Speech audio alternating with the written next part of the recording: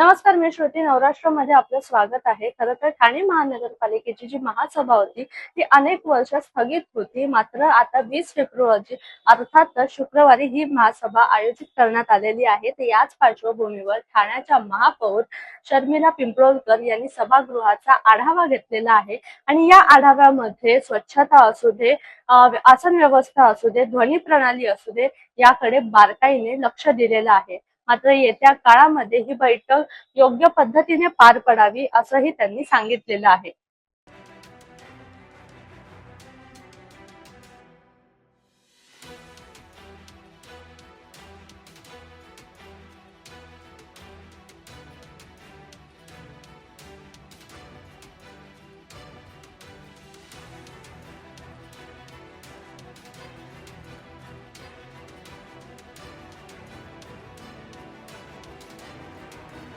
यावेळी महापौरांसोबत महापालिकेचे सचिव मनीष जोशी, उपनगर अभियंता सुनील गायकवाड तसेच कार्यकारी अभियंता महेश बोर्डे उपस्थित होते.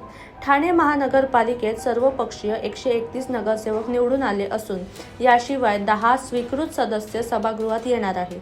याच पार्श्वभूमीवर एकूण सदस्य संख्या लक्षात घेता सभागृहातील आसन व्यवस्थेची महापौरांनी आढावा घेतला आहे. एवढेच नाही तर एकूण सर्वसाधारण सभा सुरळीत व यशस्वीरित्या पार पडावी यासाठी प्रशासन सज्ज देखील करण्यात आले आहे. त्यामुळे येत्या काळात या सभेमध्ये कोणते प्रश्न ऐरणीवर असणार आहे हे पाहणं महत्त्वाचं ठरणार आहे.